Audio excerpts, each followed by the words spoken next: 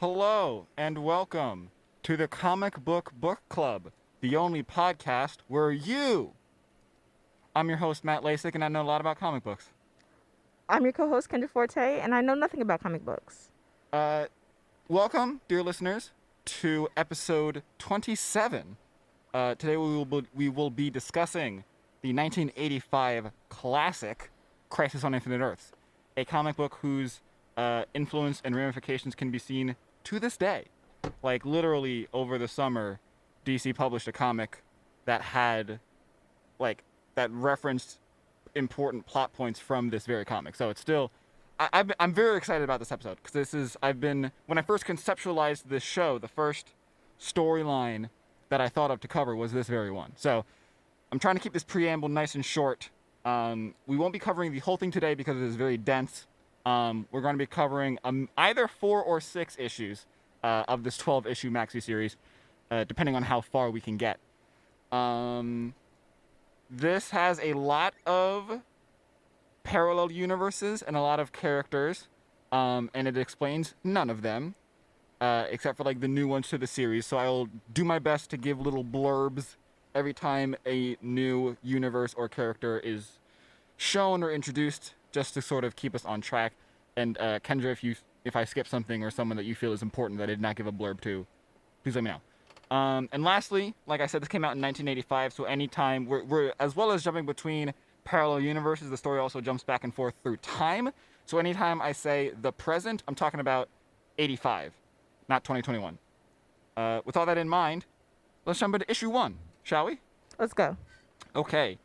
Issue 1 starts with a very sort of esoteric look at the beginning of time. It briefly establishes sort of the mechanics of the multiverse, that being that all of the Earths are technically in the same physical location, quote unquote, but they are on different vibratory planes. So each universe has its own unique vibration, whatever, hertz, whatever it is, and that's what keeps them from sort of crashing into each other. We see an unnamed man in green with pink hair, which is a choice. We see an unnamed Earth. On it, an unnamed man. We see an unnamed Earth get consumed by a wall of white energy, which we will eventually learn is antimatter, as the unnamed man watches helplessly, and he seemingly gets teleported away before he too is consumed. We then jump over to Earth 3, which is the first pre-established Earth that we see. Earth 3, very simply, is a world where morality is flipped. So the heroes that we know are villains, and the villains that we know are heroes. It is headed by the Crime Syndicate of America, with characters such as Ultraman, Owlman, and Superwoman. In fact, we see the Crime Syndicate as they struggle futilely as their world is sort of consumed by rampant natural disasters, hurricanes, volcanoes, that sort of thing.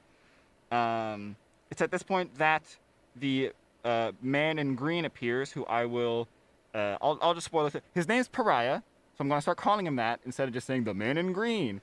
Pariah appears, and it's at this point that he sort of establishes that he is neither the cause of this destruction, nor can he do anything to stop it. His curse is that he can only watch and mourn, and then he's pulled away to the next big Earth that is being destroyed, and he watches and mourns there too. We also see this Earth's only hero.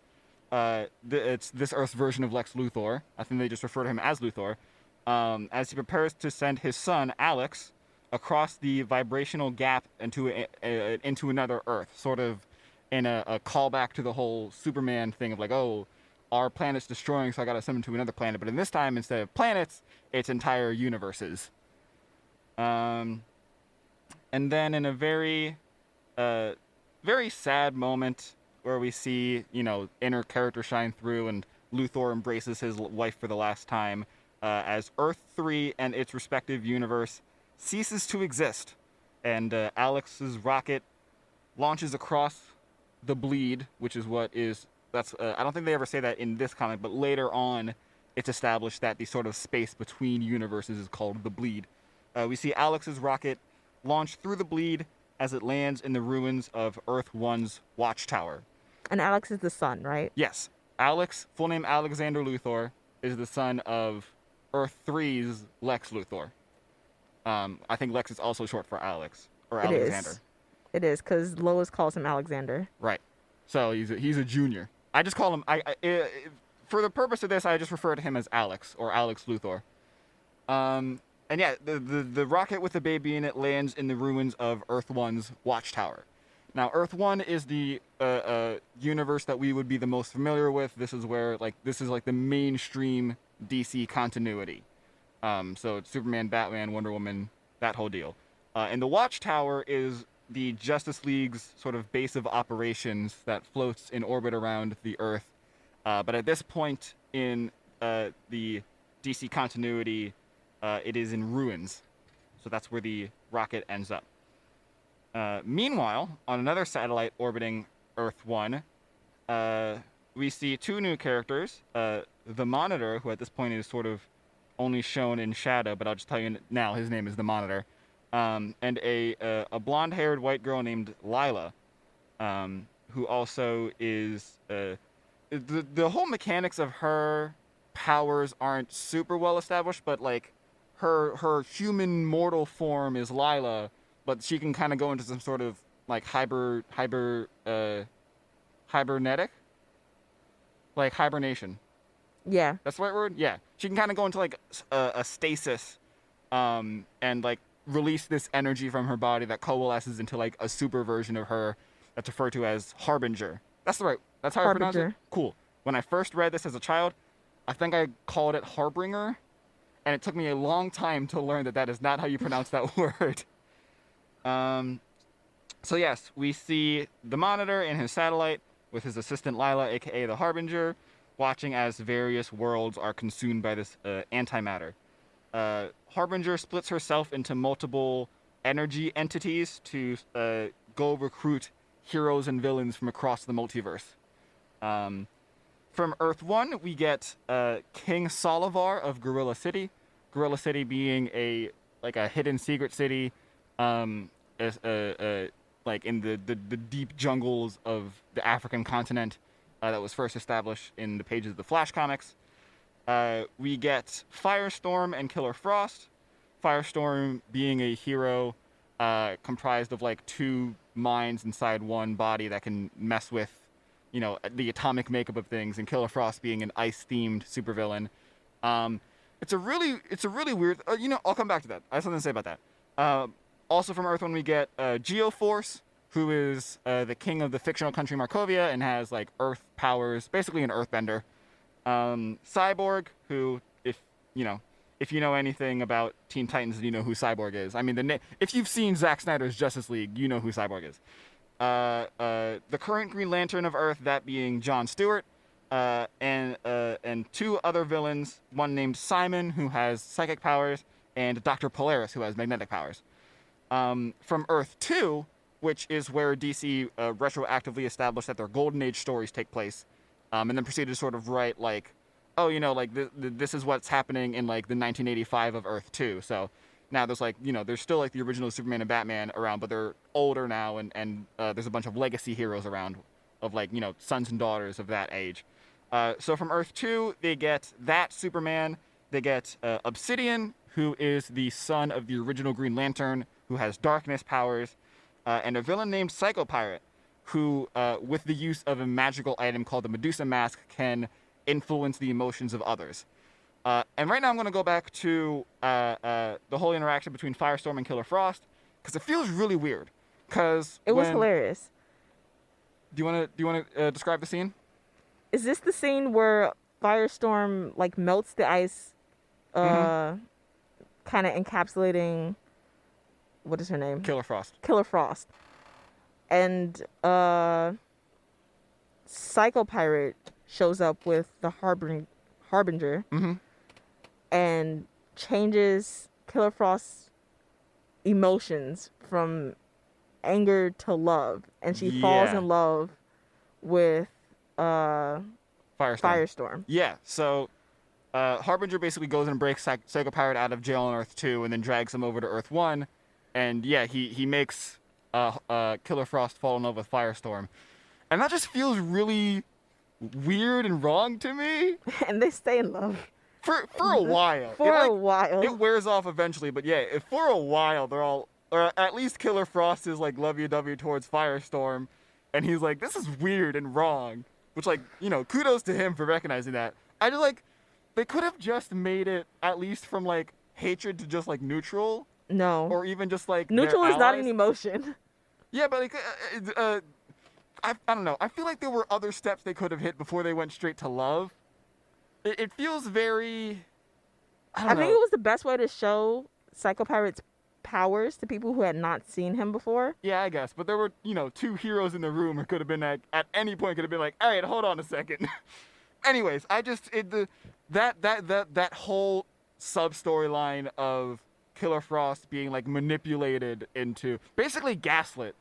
Psycho Pirate basically gaslights Killer Frost into being in love with Firestorm, and it gives me bad juju feelings, and that's about all I have to say. And then right. So then there's a couple more recruits. They get Dawnstar, who is a member of the Legion of Superheroes, who is the sort of premier crime-fighting team of the 30th century. Dawnstar has very vague powers of, like, I can track anything anywhere. Because of reasons. They also grab Firebrand from 1942 Earth 2. Firebrand is a legacy character of another character named Firebrand from the Golden Age DC Comics. She has fire powers. That's about it. And they grab Blue Beetle from Earth 4. Earth 4, we mentioned, if you're a long-time listener, we've mentioned before. Earth 4 is the home to the characters that DC acquired when they bought Charlton Comics. And those characters would go to serve as a basis for the Watchmen characters. So if you listened to our Watchmen episodes, then you know that Blue Beetle was the basis for Night Owl, I want to say. Yeah, Night Owl from those comics. Yeah. And lastly, from ancient Atlantis, so like pre-sinking of Atlantis, they grab Arion, who is sort of the king and head sorcerer. However, the Harbinger energy figure that was sent to recruit Arion gets corrupted by a shadowy figure. And that's not even like artistic, like, oh, they're standing, like literally it's like a figure made out of shadow dives into her energy form and like corrupts it from the inside. Foreshadowing. Yeah. And then with the heroes and villains assembled, they all sort of mingle around each other on the Monitor's satellite. It's this is like a straight up, just a spread page of them being like, oh, hello, how are you doing? Haven't seen you in a while. Oh, hello, how are you doing? Kind of cute. It's some of like, how are you doing? But some of like, these creeps don't understand me. Like the ape guy was like, these people are like, can't see past to the soul. Yeah. And only judge me for being an ape. Yeah. Oh, I should mention, all the gorillas in Gorilla City are like significantly smart. The dumbest gorilla in Gorilla City is significantly smarter than the average human. So the king of Gorilla City is, understandably the smartest.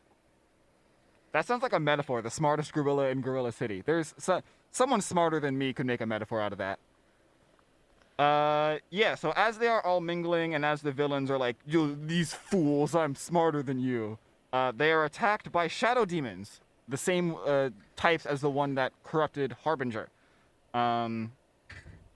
So then a big fight scene happens, and they're sort of not able to do much because it's just beings of pure shadow. And then the Monitor finally reveals himself and basically he just flips on a light switch, and then a really bright light bulb turns on, and it makes all the shadow demons go away. Because shadow no like light.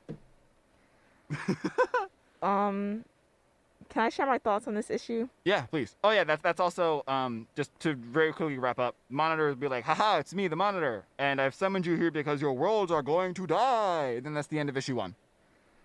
There were so many characters Mm-hmm. in this issue, and I'm super proud of myself for knowing half of them. Hey, look at you go. We might have to change your little epithet at the start of our episodes now. Yeah, we'll figure that out later. But the rest, I didn't even bother to look up because there were so many of them. I was just like, okay, I'm just on this ride. Yeah. There's no stopping now. I first read this when I picked it up in trade paperback form at my local library, and I was, I don't know, 13, 14 maybe. I was young, and I was just starting to get into comic books, and I didn't know most of these characters, but I knew enough to get by. And little boy was just like, oh, cool pictures. Yeah. Yeah, this is not newcomer friendly. And it's funny to say that because the whole point of this series was to make DC Comics more newcomer friendly. We've gone into more detail about that before, so I'm going to leave it at that. If you want to hear us talk more about like what that means and what that entailed, you can check out, I think, like episode 3 or 4. We covered a bunch of different crises. In the last episode before our summer break, we went into more detail as sort of a preface to this episode. I don't know if I count as a newcomer anymore, but I would consider this like halfway newcomer friendly because these people's powers, if they were important to the plot, Mm-hmm. it would come up in a way that'd be like, okay, I understand what this person's powers are. Yeah. Like Psycho Pirate, who ends up becoming very important to the plot. They really They establish him. Yeah, and they continue to establish him in like every issue. Like they really hammer home his whole deal. Which I don't think he was that significant before this series. Like this series really catapulted him to stardom, sort of. To the fact where, again, in like that miniseries I mentioned earlier that came out over the summer, he like shows up in that and he's like, oh no, Psycho Pirate is back. But I think before this, he was just sort of a random 2-bit criminal with kind of lame powers. But this Marv Wolfman was like, I can make him a freak. I can do something with his powers to This make him dude's not gonna lame. be a weirdo. You're gonna be a contender. Anyways, issue 2. We travel back to the dawn of man and see Anthro, aka the First Boy. Yes, that's really what they called him editorially. You know how, it's like the Incredible Hulk or the Amazing Spider-Man. This dude's editorial name was Anthro, the First Boy. Which, We love to see it. We love naming characters. I just don't... Because it's not like he's the first human. They established that he has parents and a tribe, so there were... But he's the first boy. But there were boys that came before... whatever. No, he is We're spending Anthro, too much the time on first this. boy. So we see Anthro, and he's hurting some mammoths, and this scene is weird because it's very like comedic, and it's like the only comedic scene in the entire series. This maxi series is very melodramatic and very high stakes, and this is like the only bit that's like just kind of like a slapstick comedy through and through, and it feels. I thought it felt out of place. Did you have any thoughts? It was nice. Well, okay, I think it came too early because I hadn't got deep into like the melodrama of it because it was only issue 2. Mm-hmm. But it would have been a nice break of like If it had come later? if it had come later. Interesting. Okay. Yeah, I can see that. Anyways, Anthro is doing his hijinks, and all of a sudden, the like image of a futuristic city appears in the middle of the forest. And he's like, oh, but what? Direct quote. Sure. Similarly, we see in the 30th century, the Legion of Superheroes trying to deal with the sudden appearance of that same herd of woolly mammoths rampaging through their futuristic city. And just as quickly as they appear, they disappear. This is just sort of to set up that, like, something's happening with time. Something bad is happening. Meanwhile, in present-day Earth 1, and again, present day meaning 1985, Batman is fighting the Joker as a ghostly image of the Flash, who at this point had disappeared into the future, appears suddenly in front of him out of nowhere, begs, he looks very emaciated, he begs for help and says the world is dying, and then just as suddenly he appears, he disappears. And it's very, let me tell you that as a child, this was very spooky. This was sort of, it's interesting to see this specific Joker, because this was sort of, right around the precipice of the transition from, like, the Silver Age into the Bronze Age. And one of the things that characterizes the Silver Age is how strict the Comics Code Authority was with what could and couldn't be in a comic book. So the Silver Age Joker is very much, very similar to, like, the 60s television show, where it's all like, oh, you fell into my giant pie, Batman. So this, like, the character design of this Joker is still from that era, but he also is, like he straight up, when he first appears, he, like, straight up just shoots a dude in the face, but then when Batman swoops in, he hits him in the face with a pie. So it's I don't know, it's interesting to analyze this as sort of like the turning point where there's still, like, elements of what came before and what will come after. They had no idea what to do with the Joker at that point. It was like, gun? Pie? Both? Why not both? Yeah, and then Batman is very freaked out, which is very rare for Batman to be freaked out. I think the only reason that they showed Batman this early on, well, A, to just be like, Batman's in this issue, buy it. And also to be like, if Batman's freaked out, then that means this is very important, you know? Yeah. I lost my place in my notes. Right, back on the satellite, the Monitor explains to the collected heroes and villains that a wave of antimatter, that white wall that we've seen before, has been spreading across the multiverse and consuming entire universes. Meanwhile, while this discussion is happening, Lila is starting to feel the effect of the shadow demon inside of her. Like, she knows, against her will, she will be forced to one day betray the Monitor. Monitor explains that he is powered by all positive matter, so as the antimatter consumes universes and grows in power, he himself grows weaker. So it kind of sets up this whole, like, it's like a matter of time kind of thing, you know? Matter. Haha. I want to step back for a second because I feel like I didn't explain it well enough. At this point, editorially, the last significant storyline concerning the Flash is that he had his big rival, the Reverse Flash, had killed his fiancée, wife. He had killed his significant other, and in a fit of rage, Barry had snapped his neck in return. And then he, like, went on trial and was found guilty.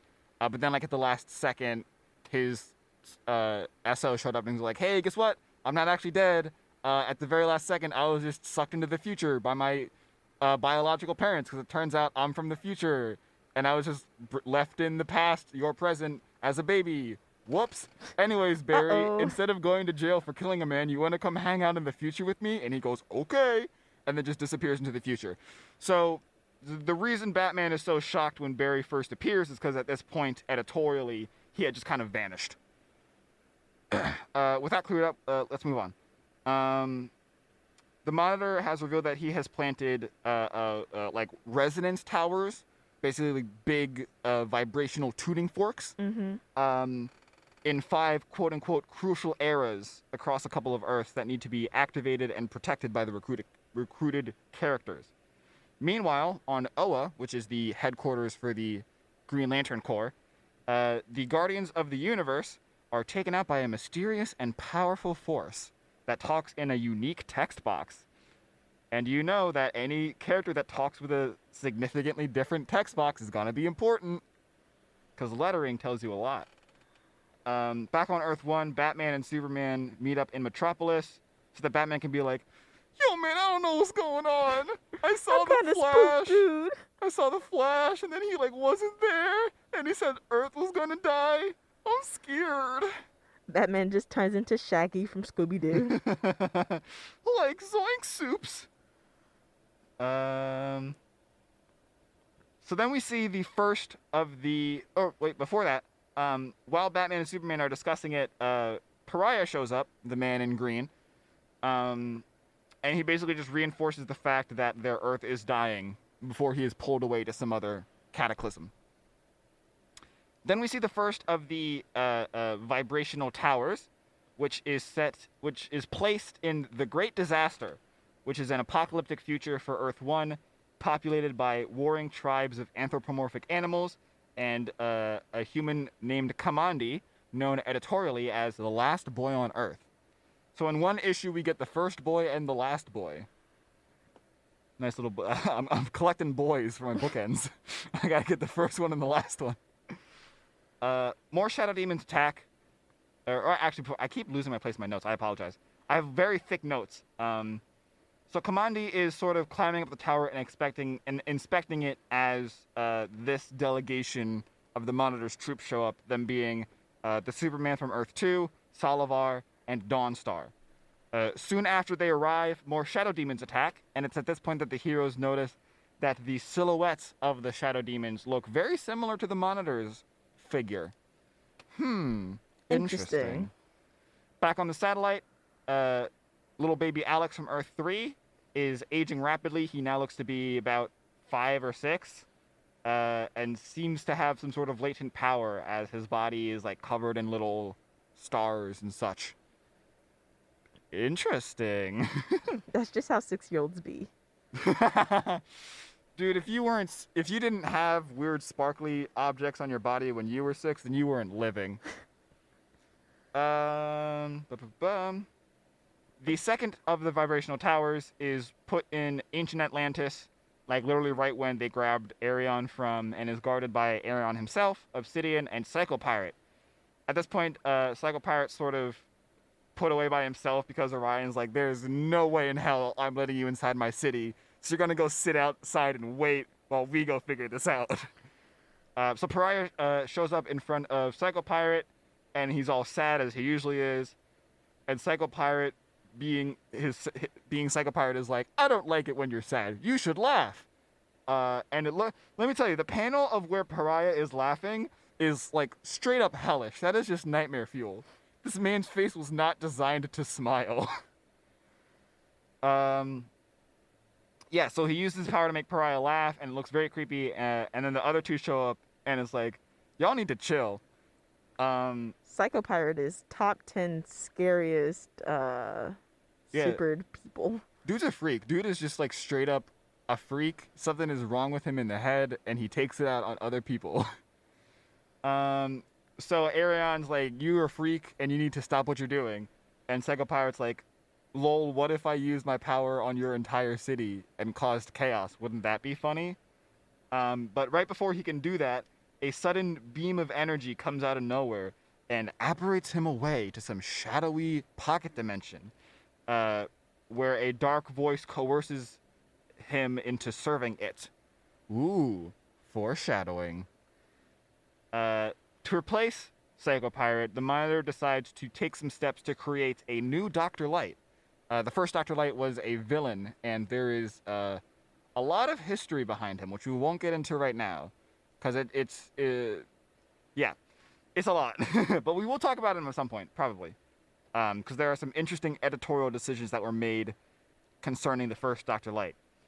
Meanwhile, back in ancient Atlantis, we learn a little bit more about Pariah. He is originally from the first ever universe that was consumed by the antimatter, and he had committed some sort of crime that cursed him to be forever dragged across time and space to witness tragedy and disaster, one after the other. Particularly, he has to be there when a world is consumed by the antimatter. So that's why he's been sort of popping up everywhere he goes, everywhere the heroes go. And right on time, the wave of antimatter appears in the skies above ancient Atlantis. The Dark Voice, which apparently is the same force that corrupted Harbinger, calls her to its side and dispatches her on some nefarious task. A lot of these early issues are talked in very vague terms, which is why my notes are in very vague terms. So I apologize for that. It's a lot of just like setup. A lot of these early issues are just setup. Yeah, it's just you don't know what's happening, but you know something is happening, and it's gonna happen later. Nothing's happening right now, but something will happen. So they're going to tell you for 10 pages about how something is going to happen eventually. No, things are happening. You just don't know what it is. Yeah. It's like you're watching someone build Legos, but you don't have access to the instruction booklet, so things are just being put together, and you're like, I'm sure I'll see what it is eventually. Eventually, I'll figure out what this Lego set is. At this point, we learn a little bit more about Lila. The Monitor had found her as like an abandoned child and raised her, cultivating her very non-specific energy powers. And via internal monologue, the Monitor says that the multiverse can only be saved by her, Alex Luthor, and Pariah. And that's the big dramatic conclusion at the end of issue 2 is Harbinger being dispatched by the Dark Voice to do something, and Monitors, they're all like, oh, the universe rests on her shoulders. Any thoughts on this issue before we move on?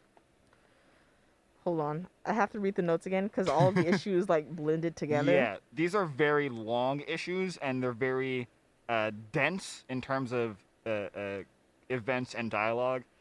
You know, looking at it's already 7:30. I think this is going to be another 3-parter like Watchmen. I think we're only going to get through 4 issues, which is fine. We've prepared for this. Psycho Pirate is a freak. Mm-hmm. Pariah is going through it. Yeah, it's just literally he never gets any chance to rest. He never gets to sleep. He just is like every 24 hours just dragged from universe to universe and just watching tragedies happen. That sucks, dude. I'm sorry. Someone needs to give this man a hug. Issue 3. The Monitor and Harbinger are like testing and observing Alex, who at this point has aged to adolescence, and determine that he is somehow made of both positive and negative matter simultaneously in one being, which like any like actual astronomer or like physicist that knows about dark matter and that kind of stuff would know that this is literally impossible and would cause very cataclysmic things, but it's comic books. Yeah, it's fine. I really don't know which I like seeing more, because there's basically 3 types of pseudoscience in comics. There's one that is like based on and then extrapolated from actual accurate science, which I like to see. The second type is where they just make up science, and that's what's seen a lot in like Silver Age Flash stories or like Golden Age Superman, where it's like, oh, he sneezed and like blew up a planet or something. And then the third is where they just say something impossible and they go, I don't know how that happened. That's impossible. And that's what happens here. It's like, this man is made up of positive and negative matter, but that's impossible. Oh well, moving on. Harbinger goes to report to the Voice again, even though the Voice is like, just sent her off to do something. I don't know if it's seen before, but it's at this point in my notes that I see that the Voice that corrupted Harbinger is the same one that kidnapped Psycho Pirate. And the Voice tells Harbinger to go and kill Alex and predicts to Psycho Pirate that she will someday soon kill the Monitor. We then see the future of Earth 1, where the Flash, seemingly before whatever nightmare visions Batman saw, is dealing with the effects of the antimatter wall as it approaches his time period, that being lots of natural disasters like we saw on Earth 3 with the volcanoes and the superstorms and that kind of stuff. Back in the present, in I think Manhattan, some city. They don't really state. In the present of Earth 1, the antimatter wall is actively consuming the planet, and the Teen Titans, who is like Marv Wolfman wrote this series, by the way, if I haven't already said this episode, and the Teen Titans is sort of his little brainchild. So of course they show up in here. Back in the present of Earth 1, the Teen Titans and the Outsiders are doing their best to save people from the wave, aided by the appearance of Batman and Superman. It's at this point that Flash appears again, but this time it's because he like actually traveled back in time to try and help out and isn't just like some weird ghost vision that melts before everyone's eyes. Psych! Because then he actually melts before everyone's eyes as he's transported away by the same force that grabbed Psycho Pirate. But this time it's like really visceral. Like the man's literally gets flattened out and stretched. Yeah. And then the just voice was like, evaporates. this time we're gonna make it creepy. Yeah, it's fun how this like, you know, this whole thing is very dire and serious, and then every so often it just like takes a quick dive into like psychological horror and then just dips right back out again. Like, oh, that was fun. We just put our toes in the water of giving children nightmares. Deep in space, Brainiac, who at this point is a robot, deduces that it needs to help Lex Luthor of Earth 1 save reality in order to save itself. So Brainiac's like, I'm going to help out, but not for anyone else, for me. We then see the next vibrational tower, which is placed in World War II Markovia, which is the fictional home of Geoforce. Shout out to Young Justice for being the only reason I knew that. Protecting this tower are Geoforce himself, Blue Beetle, and Dr. Polaris. Quote-unquote coincidentally, also present in Markovia at this time are a bunch of characters from DC's like World War II comics, namely a group of soldiers called the Losers, and a dude named Jeb Stewart, who has a haunted tank. I bring him up because the tank is haunted by a Confederate general, so the tank flies a Confederate flag, and it's really uncomfortable to see. Like, even in 1985, why would you be like, this is our hero, and he flies a Confederate flag on his tank? That just seems like a poor decision, but I digress.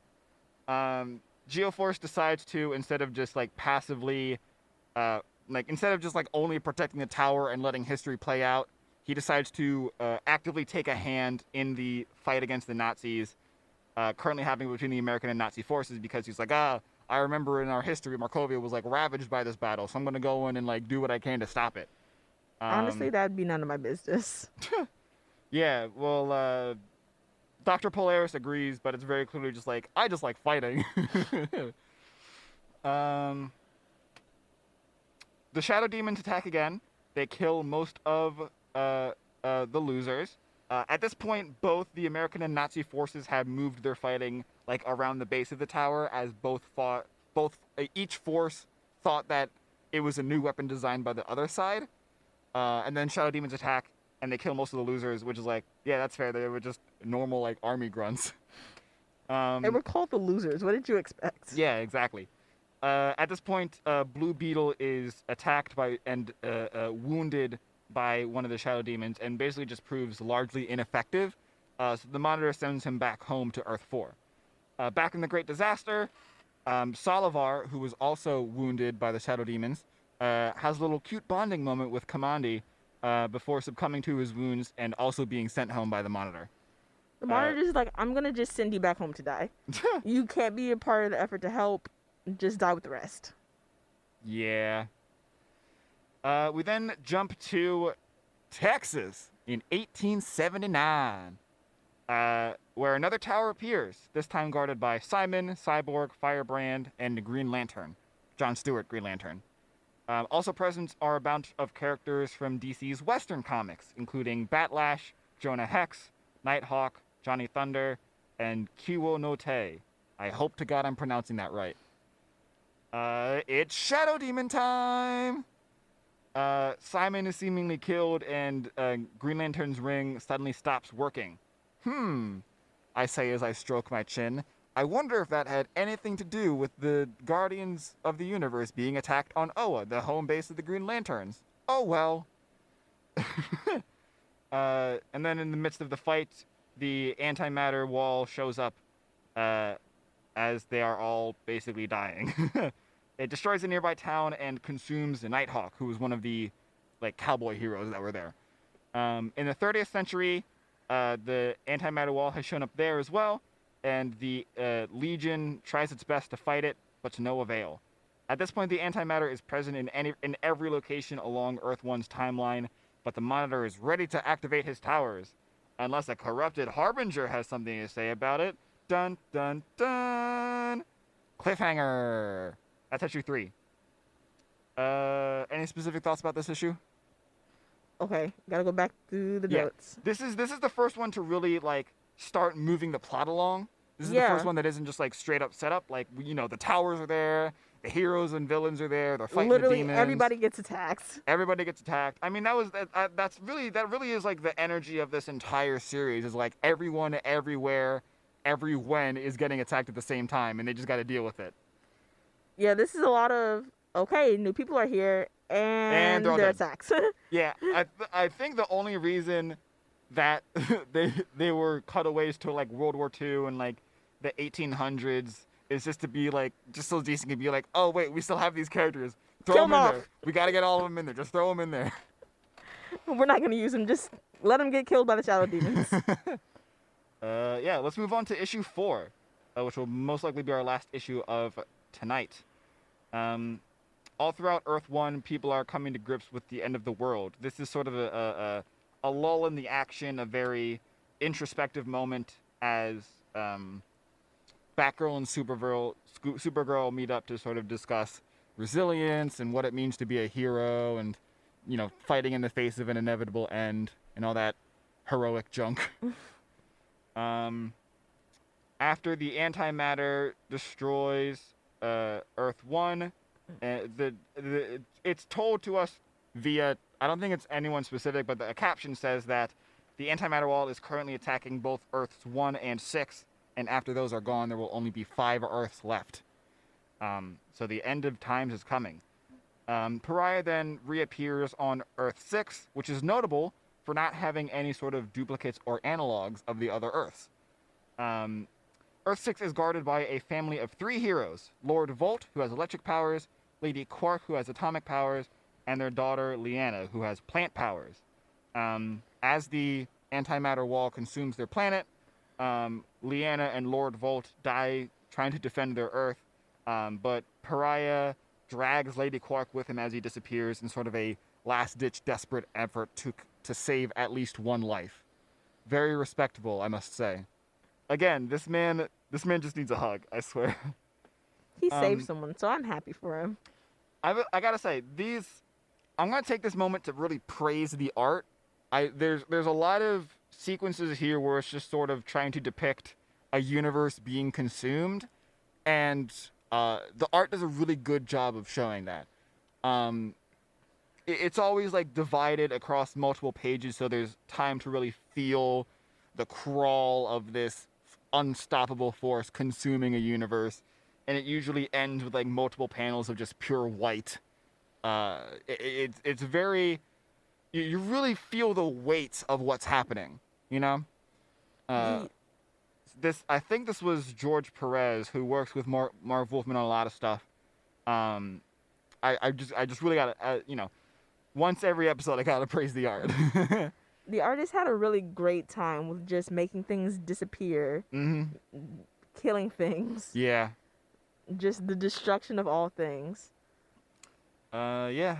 Back on Earth 1, the Monitor triggers his last-ditch effort, which basically sets off a chain reaction of energy transfers that ends up hitting a new character named Dr. Kimio Hoshi, or Hoshi Kimio, depending on, you're saying the Americanized, whatever. Kimio Hoshi, who is a Japanese physicist who is very sort of brash and aggressive, yet very determined, who had been observing the effects of the antimatter from her research facility in Japan. And then she is hit by a blinding flash of energy and is transported away. Back on the satellite, Harbinger is on her murder rage thingy, and she's on her way to kill the Monitor. But we learn via Alex Luthor's internal monologue that the Monitor knows that it will happen, and it is in fact a part of his plan that it will happen. And we will hear that at least 3 more times before and after he actually dies.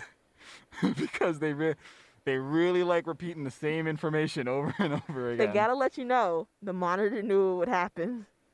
Back in The Void, Psycho Pirate and The Voice kidnap Red Tornado, who is honestly, I'm gonna very similar to the Vision in that he's like a robot trying to be a human kind of thing, but his power set involves manipulating air and wind currents and the like. So they kidnap him and bring him to the void, but they don't yet reveal why. Meanwhile, in the Arthurian time period on Earth 2, the next vibrational tower appears in Camelot, this time guarded by Firestorm and Killer Frost. And they are joined by another DC character by the name of the Shining Knight, aka Sir Justin, whose storyline involves him being transported to like the modern era and having to deal with that whole fish out of water scenario. But this, of course, is before that has actually happened, so he's just another knight in Camelot.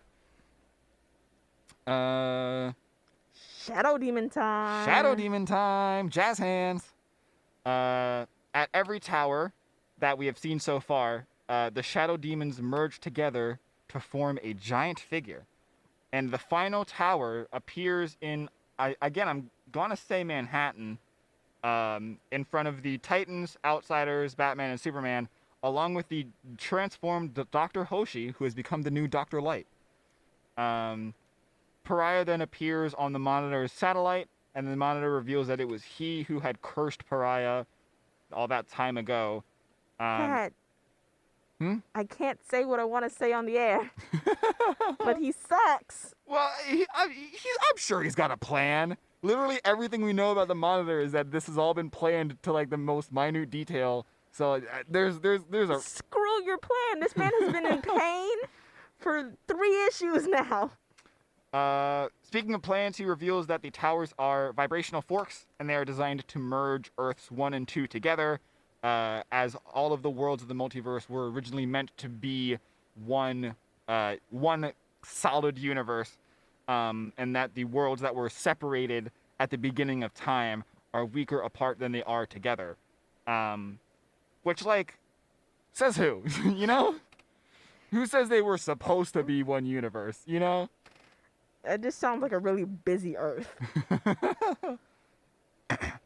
Finally, after like 3 whole issues of build-up, Harbinger arrives and kills the Monitor. Finally. Took her sweet time. Yeah, and then she disappears. And then there's a very poignant scene as Pariah cries over the flaming corpse of the Monitor as both Earths 1 and 2 are consumed by the antimatter wave. And it's literally 3 straight pages of like no captions, art of showing all the characters we've seen so far being scared and horrified as this white wall of nothingness inexorably creeps over everything. And that is where we end issue 4. Beautiful. Yeah, in a very beautiful and a very haunting matter. That's where we'll stop. We still got 10 minutes left in our episode, but that's where we'll stop with the analysis. We'll leave it on a little cliffhangerino. You have anything else, Kendra? Anything you'd like to talk about? Do you want to talk about the new Batman webtoon? Sure, we'll touch on that. So Webtoon is an app and a company that focuses on delivering, like little short comics that are designed to just be scrolled through on your phone. I know a lot of artists like on Twitter that have like exclusive deals with them, and they seem to be a pretty good company in terms of handling artists. Earlier this week, or I guess last week, they both in the same day they announced and released a new Webtoons series focusing on Batman and his children. And it's just sort of showing like, it doesn't show any actual crime fighting or anything, that just focusing on the interactions between all of these various Robins and ex-Robins. And I will say this is the exact kind of content that the fan base has been clamoring for a very long time. Oh, Tumblr ate this up. Yeah, but I want to touch on that because as someone who reads a truly disgusting amount of comics, this was the characterization of these, the depiction of these characters was a lot closer to like the Tumblr headcanons and like fan written like fan fiction kind of stuff. The characters were more fan fiction-y than they were like how they're depicted in the actual quote unquote official comics, which has its, positives and negatives. Like on one hand, obviously it's going to appeal to like they have a target audience and they're blowing it out of the water in terms of appealing to this target audience.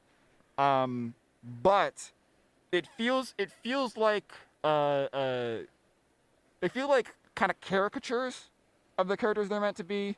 I'm going to use a term here. Have you ever heard of Flanderization? Yes. For those of you that are listening that have never heard that term, Flanderization is when a character, it usually applies to like very long-running sitcoms or TV shows, where a character that has a like nuanced and complex character in earlier seasons, as time goes on, like a single one of their character traits just gets selected to be enlarged and caricaturized, and just like gets increased to a cartoonish degree. Made popular by Ned Flanders in The Simpsons. Yes, it gets its name from Ned Flanders in The Simpsons, who in earlier seasons is just like a friendly neighbor that also happens to be religious, and then as time goes on, he just becomes like his religiousness becomes his only character trait, and it's inflated to a cartoonish degree. Also examples of like Peter Griffin from Family Guy. In the early seasons, he's a bumbling but well-meaning kind of doofy husband, and then he's just like a straight-up psychopath in later seasons. So it feels these characters, while not to that full degree, this feels like they're taking the steps down the road to Flanderization. Something that I noticed is Tim Drake, the third Robin and currently known as Red Robin, in his little like character description blurb caption thingy when he first shows up, one of the listed character traits is coffee addict, which is not something that was ever really shown in the comics. He might have been shown drinking coffee once or twice, or it might have been like offhandedly mentioned in the in like a internal monologue or whatever, but it wasn't a main tenet of his character. But where it was a main tenet of his character? Tumblr headcanons and fan fictions. So it just, I don't know. Like, this is very much what the people want, but I'm afraid of it just becoming like absolutely outlandish and ridiculous, I think it's going to become outlandish and ridiculous, and I don't think that's a bad thing. Yeah. Like, that's gonna attract a whole new wave of people who, like, didn't get into comics, right, but, like, had this specific thing. Like, for me, that was the CW's Flash, which is just how I got my DC content. And you would hate it. I actually was a big fan of The Flash for a long time. Okay, new example. HBO's Titans. Good example. I do hate that. You hate it. But that's how a lot of people are getting their, like, DC content. Yeah. And DC is doing a really good job of, like, just kind of opening it up to more people who like different things. Yeah. I will say all of my fears so far are just things that I could see happening in the future. The first couple chapters that have been released are very good, and I did like them a lot. I did notice, this is something that I kind of want to highlight just in terms of representation. The current Robin and the fifth Robin overall, Damian Wayne, is very explicitly Middle Eastern, but most of the comics that feature, like the mainstream comics that feature him, don't really show that in the skin tone. Whereas in this webtoon, he is very obviously and like unabashedly Middle Eastern in skin tone, and I think that's fantastic. So there's a lot of little details like that that make me think like, okay, they do know what they're doing. I'm just sort of looking ahead. I'm afraid of what it could become and how it could influence the average person's perception of these characters. Because I think I might have said before in the show, the actual source comic books are like the last thing that will influence how the average Joe, what the average Joe knows about a comic book character. It's always the non-comic media, like video games or television shows or movies, that sort of set the precedent. And then 9 times out of 10, the comic itself will sort of shift or change a character to more closely resemble their characterization in whatever non-comic media gained them a bunch of popularity suddenly. I don't think DC is gonna completely Flanderize the entire Bat family. Yeah, I know. That's just not gonna happen. I know. But I just sort of used it as an opportunity to step into talking about that, because it is something I want to discuss more in depth in the future. What has happened? Oh, a new trailer for Hawkeye dropped today. I don't know if you saw it. did not see it. Was not aware it was a thing. Yeah, well, maybe we'll talk about it next week then. Yeah, we'll save that for next week, so you can actually formulate some thoughts on it. I'm excited to watch it. As am I. It looks like it's going to be mostly based off of the Matt Fraction run, which I have given high praise in the past on this show. And it seems like they're going to be bringing more elements from the comic version of Hawkeye and incorporating them into the MCU version of Hawkeye, who, let's be honest, is the superhero equivalent of whole wheat toast. So it looks like they're bringing some of the stuff that makes him more unique and notable and likable in the comics, and you know, shoving them into the Jeremy Renner version, which I'm excited about, because I'm not a fan of Jeremy Renner, like, as a person. But yeah, I think we'll close it off there. That's fair. You have any closing thoughts? I'm excited to read the rest of Crisis. Mm-hmm. I think that's all. I think that's where my thought ended. All right. So yeah, tune in next week, same time, our new time now, 7 p.m. For issues 5 through 8 of Crisis on Infinite Earths. If you have any questions, comments, suggestions, topics to talk about, comics to cover, anything like that, you can reach us at CBBCPod on Twitter. That's at CBBCPOD. Or you can email us at cbbcpod@gmail.com. I have been your host, Matt Lasik. I have been your co-host, Kendra Forte. And until next time, Excelsior.